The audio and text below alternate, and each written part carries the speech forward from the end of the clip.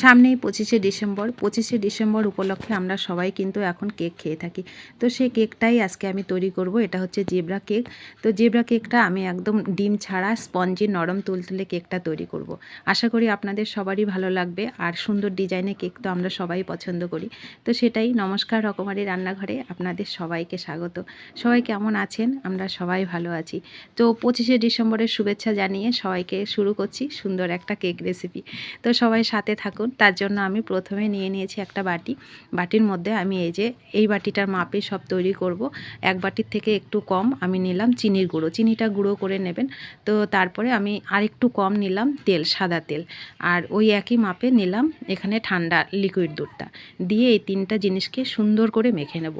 এটা যে কোনো কেক তৈরি করতে কেকের মানে এই ব্যাটারটাই হচ্ছে সবথেকে আগে। তো ভালো করে এটা মেখে নিয়ে চিনিটা গোলা পর্যন্ত এর মধ্যে আমি ওই একই বাটির দিচ্ছি 1.5 বাটি ময়দা। তো ময়দাটা দিয়ে আরও 10 মিনিট ভালো করে এটাকে মেখে নেবো ব্যাটারটা। তো কেকের ব্যাটার যত মানে মাখা হবে তত কেকটা খুব স্পঞ্জি ও নরম তুলতুলে হয়। তো দেখুন কত সুন্দর আমার রেডি হয়ে গেল। এবার এর মধ্যে দিচ্ছি আমি 1 চামচ বেকিং পাউডার আর সামান্য একটু বেকিং সোডা। এখানে যেহেতু আমি ডিম দিচ্ছি না, তো ডিম ছাড়াই তৈরি করব। অনেক মা মাসি আছেন যে তারা নিরামিষ খান, তো নিরামিষভাবেই আমি এটা আজকে তৈরি করছি। এই যে আমার সুন্দর দেখুন একদম ব্যাটারটা রেডি হয়ে গেল।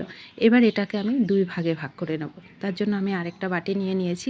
নিয়ে এটাকে সমান 2 ভাগে আমি এটাকে ভাগ করে নেব। তো এইভাবে এই যে আমি আস্তে আস্তে ভাগ করে নিচ্ছি। যারা নিরামিষ খান তারা অবশ্যই এইভাবে কেকটা তৈরি করে দেখবেন।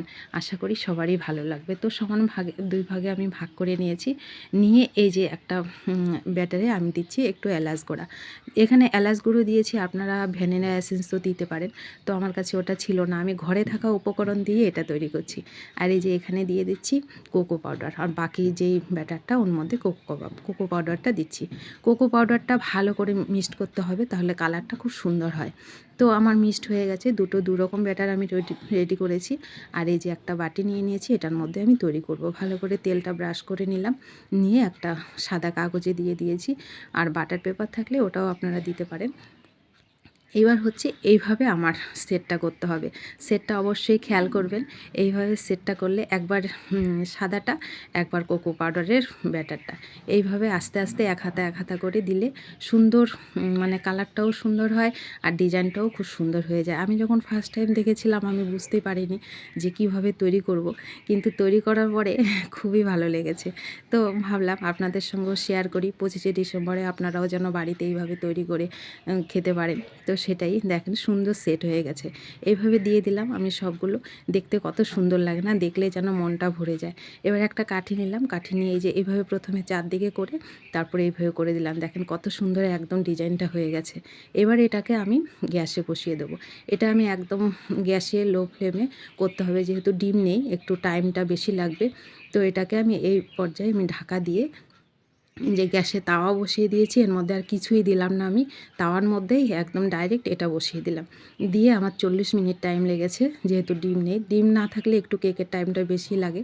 তো 40 মিনিট পর দেখেন কেকটা কত সুন্দর। দেখলেই যেন মনটা ভরে যায় না? এত সুন্দর কেকটা। যে কোনো জিনিস করার পরে সফল হলে সেটা বেশ মনে আনন্দ হয়। তো আশা করি আপনাদেরও ভালো লাগবে। 25শে ডিসেম্বরে অবশ্যই একবার তৈরি করে খেয়ে দেখবেন কত সুন্দর হয় খেতে। মানে খেতে দুর্দান্ত হয়। তো আমি এটাকে কেটে নিচ্ছি। আর ভালো লাগলে অবশ্যই সবাইকে শেয়ার করে দেবেন। আর ফেসবুক পেজ থেকে দেখলে পেজটাও ফলো করে দেবেন। ইউটিউব থেকে দেখলে ইউটিউব চ্যানেলটা সাবস্ক্রাইব করার অনুরোধ রইল। যারা করেছেন তাদের তো অসংখ্য ধন্যবাদ। দেখেন কত সুন্দর কেকটা, একদম উঠেও যায় তাড়াতাড়ি আর এত নরম। আর আমি গরম গরম এটাকে নিয়ে নিয়েছি, যার জন্য আমি হাতেও ধরতে পারছি না। একটু ঠান্ডা হলে ভালো হতো, আপনাদের দেখাতে পারতাম ভালো করে। তো এই যে আমি এটাকে কেটে নিচ্ছি। এত নরম তুলতুলে হয় না, খেতেও দুর্দান্ত স্বাদ হয়। তো সবাই ভালো থাকবেন, সুস্থ থাকবেন, আর অবশ্যই বাড়িতে তৈরি করে একবার খাবেন। আর আমাকে কমেন্ট করতে কিন্তু ভুলবেন না কেমন হয়েছে। তো দেখা হচ্ছে পরবর্তী ভিডিওতে। সবাই ভালো থাকুন।